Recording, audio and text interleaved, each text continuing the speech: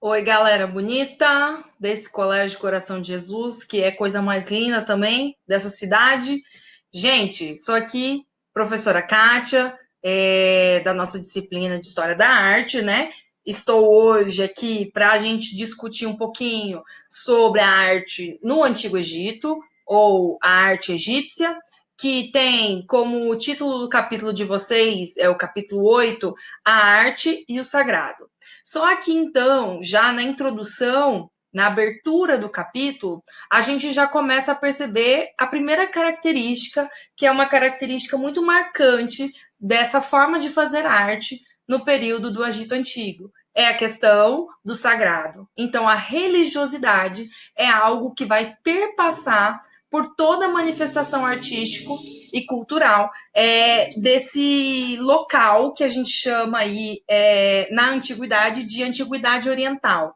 Faz parte das sociedades de regadio ou sociedades hidráulicas, aquelas que se desenvolveram na região chamada de Crescente Fértil, ao longo e nas proximidades dos grandes rios, né, o Rio Nilo, o Rio Tigre e Eufrates, e no caso do Egito, então, as margens do Rio Nilo, uma grande civilização, importante civilização da antiguidade, que a gente vai ver aí um pouquinho das suas características, relacionando então o seu aspecto artístico às questões históricas, sociais, econômicas e, claro, políticas, né? Bom, a primeira coisa que tem que ser falado quando a gente está falando de arte egípcia é uma questão de um panorama geral aqui, que a gente traz uma, uma fala, né? Uma passagem do Gombrich, Ernest Gombrich, um dos maiores historiadores da arte aí até a atualidade. Ele tem livros que perpassam por todo o percurso histórico da arte da humanidade, né? E ele vai dizer assim sobre especificamente o Egito. O faraó era considerado um ser divino, que exercia completo domínio sobre o seu povo e que, ao partir deste mundo, voltava para junto dos deuses dos quais viera. Então ele é um escolhido de Deus. As pirâmides, erguendo-se em direção ao céu, ajudá-lo-iam provavelmente a realizar essa ascensão. Em todo caso, elas preservariam o seu corpo sagrado da decomposição, pois os egípcios acreditavam que o corpo tinha que ser preservado, a fim de que a alma pudesse continuar vivendo no além. Por isso, impediam a desintegração do cadáver, graças a um elaborado método de embalsamar e enfaixar em tiras de pano. Era para a múmia do rei que a pirâmide fora erigida, e seu corpo ficava depositado justamente no centro da gigantesca montanha de pedra, num pétreo esquife. Pétreo esquife seria algo como um barco de pedra, mas é para a gente já fazer uma reflexão a respeito de o que continham essas pirâmides, além do túmulo do faraó e da sua família, né? Ele levava com ele deixava com ele seus pertences, suas riquezas, comida, bebida e um barco, algo que pudesse fazer a passagem dele do mundo terreno para o mundo aí pós-morte, né? Em toda a volta da câmara mortuária ou funerária eram escritos fórmulas mágicas e encantamentos para ajudá-lo em sua jornada para o outro mundo. Então, essa principal forma de manifestação estética artística, que são as pirâmides, estão relacionados exatamente com a religiosidade e com o poder político. Então, como eu sempre comento com vocês, e vou falar isso até a gente terminar os nossos conteúdos, a gente precisa entender a arte como manifestação de um período histórico, político e social determinado. Então, eu não posso querer entender a arte no Egito Antigo com os meus princípios atuais. Eu preciso olhar para esse momento para entendê-lo conforme as bases teóricas que a gente tem sobre aquele momento.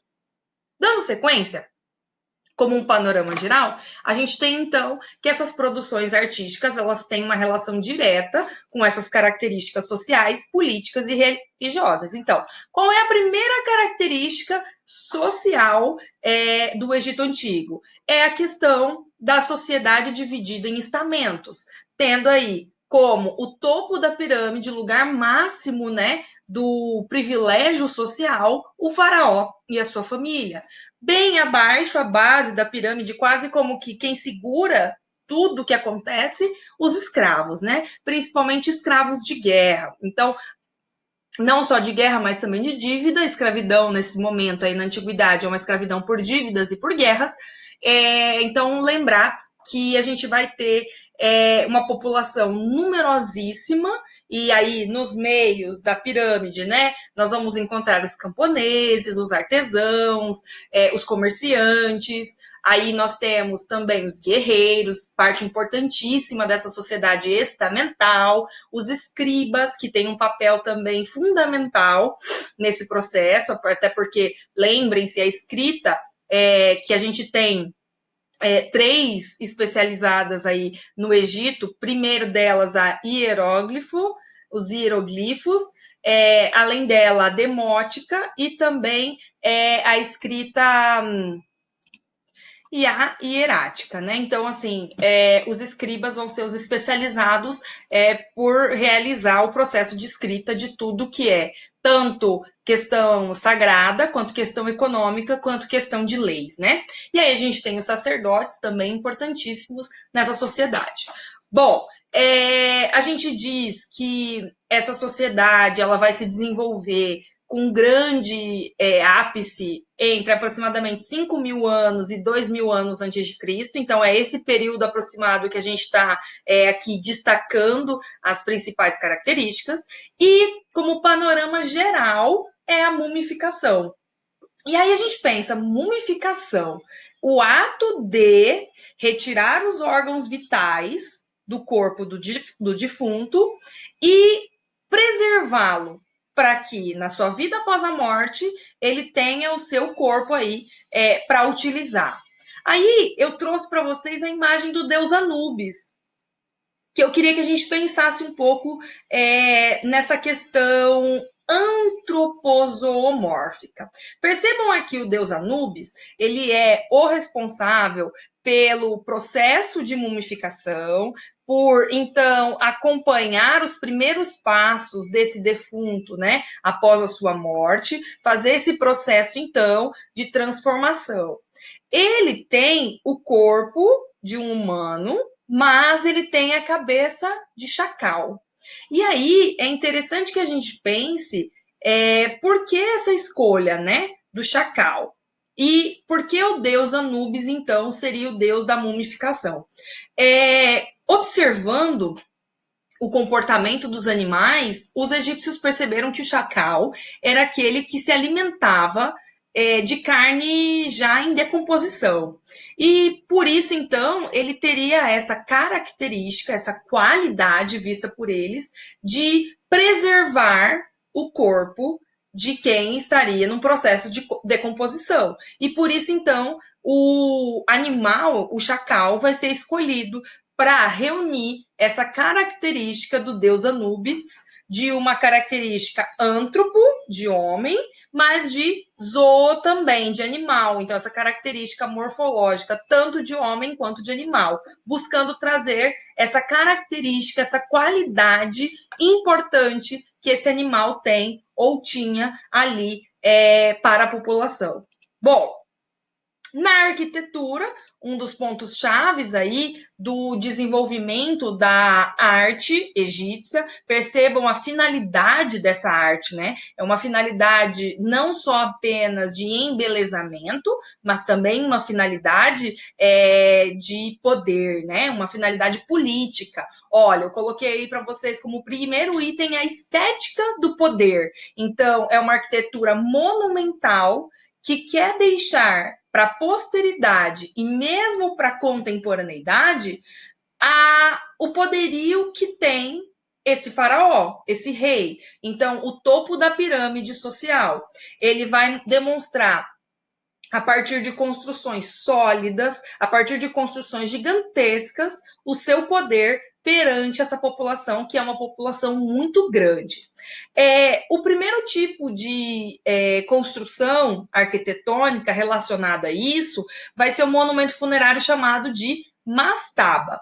A mastaba, ela é um recurso que se assemelha muito com o que a gente tem hoje para o enterro dos nossos mortos. Seria uma urna, um monumento, uma cova funerária muito parecida com o que a gente tem hoje.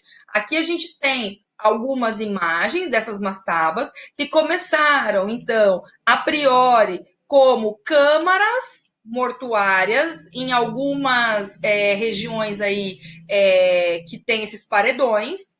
Depois passaram a ser construídas alguns degraus, né? Então, esse primeiro degrau aqui já é algo como se fosse o túmulo.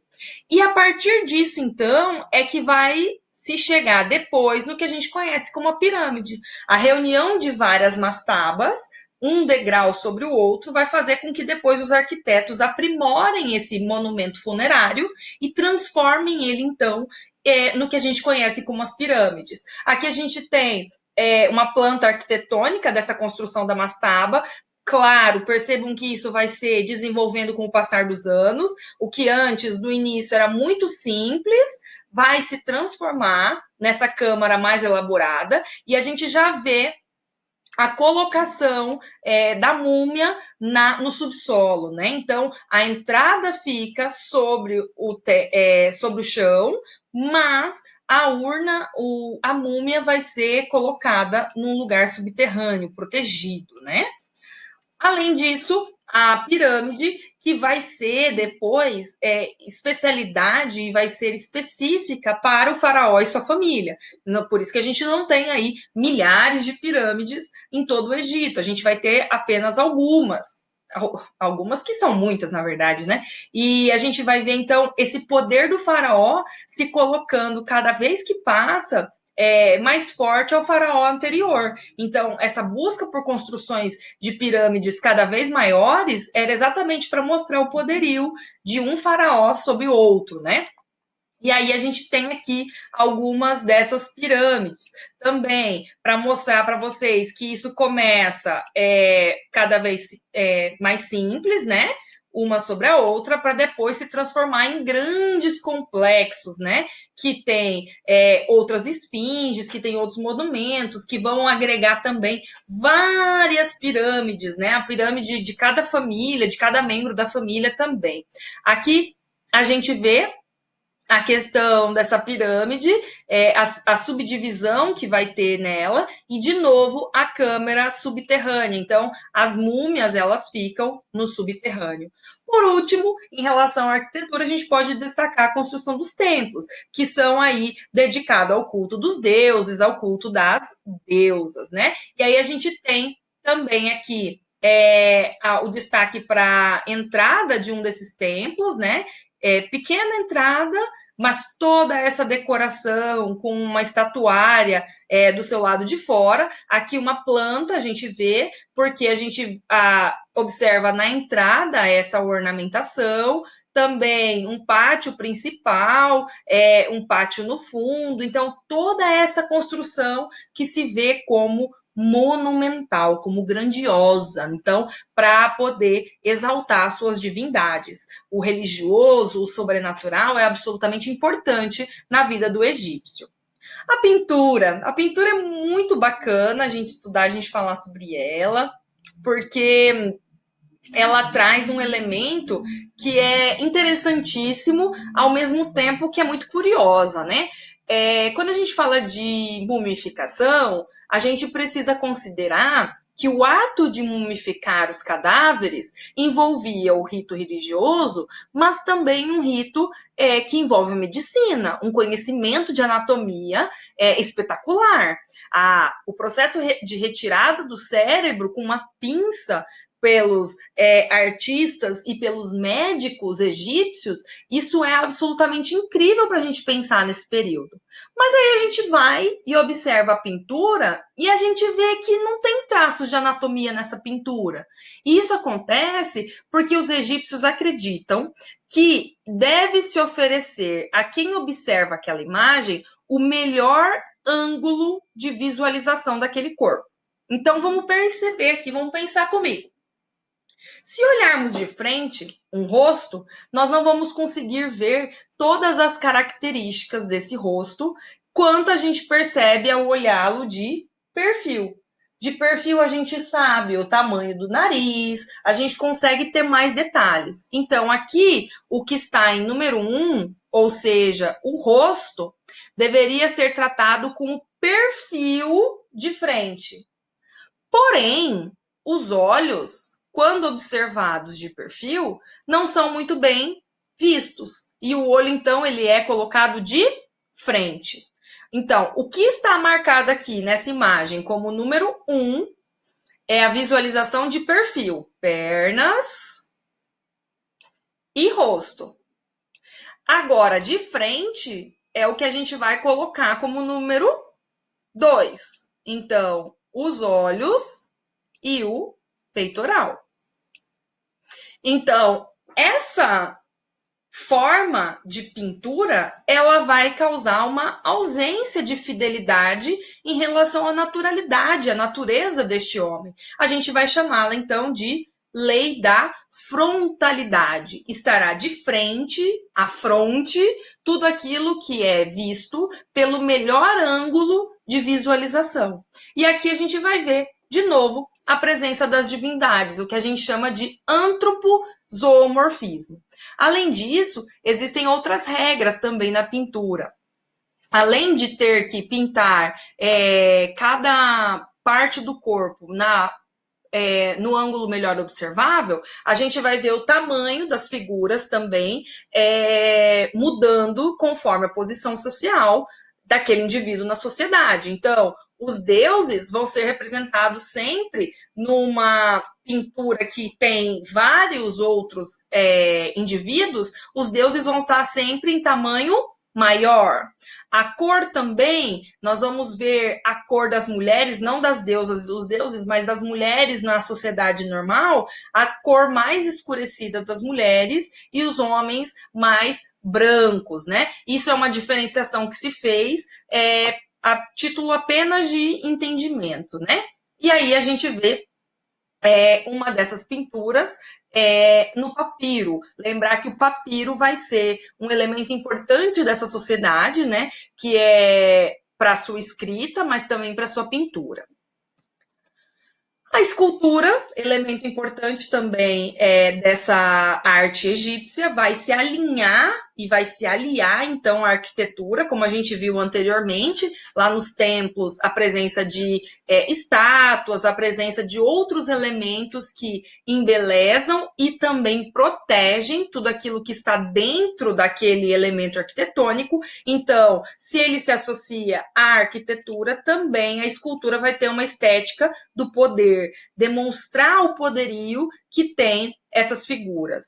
As esfinges vão ser umas divindades antropozoomórficas colocadas em frente aos templos para espantar os maus espíritos. Então, é essa construção que tem corpo de leão, mas que tem rosto de humano. Estaria ali, então, na frente do templo ou na frente de uma pirâmide mesmo, vocês percebem aqui ao fundo uma pirâmide, estaria essa esfinge ali para proteger dos maus espíritos a construção que está atrás dela. Temos também as estátuas, que são geralmente de deuses e de faraó, para representar o poder deles, mas nós temos também estátuas de outros elementos, como, por exemplo, aqui, o escriba. O escriba tem um papel importantíssimo na sociedade e é interessante que a gente pense aqui nessa posição em que ele está colocado. Lembram-se quando a gente falou da arte grega, que tinha aí uma ideia de movimento? quando o homem está jogando o discóbulo, mesmo que a estátua seja algo parada, imóvel, a gente tem a impressão de que ela está no meio de um movimento. Aqui o escriba não, o escriba está sentado. Ele quer ser mostrado como imóvel. Por quê? Porque ele representa a posição social desse escriba no Egito Antigo. E não só do escriba, como da maioria das pessoas. A sociedade egípcia é uma sociedade estamental, quer dizer, existe pouquíssima mobilidade social.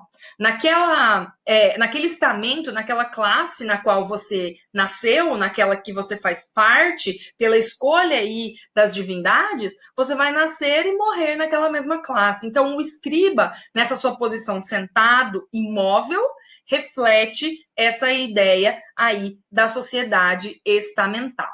Aqui essas estátuas que ornamentam o templo, que ornamentam as pirâmides, também nessa posição estática, né? Como se essas divindades não pudessem perder o seu caráter, o seu poder de maneira alguma. E por último, a gente destaca aqui os baixos relevos, que eram elementos decorativos de túmulos e de templos que podiam conter, por exemplo, aquelas histórias mágicas, histórias místicas para espantar os maus espíritos daquelas construções. Ou também contar alguma história de como as divindades construíram o mundo, de como tudo isso surgiu e entre outras coisas. Esses baixos relevos, eles vão ter essa característica de contar uma história, de ter aí um pouco mais de elementos históricos, místicos por trás deles, ok? Gente, é só para a gente realmente destacar os elementos mais importantes da arte egípcia e com esse vídeo vocês já têm condições aí para responderem os exercícios de fixação que estão no livro de vocês na página 66, ok? Pessoal, a gente se encontra na semana que vem. Até mais, cuide-se, continuem cuidando-se. Tchau, tchau.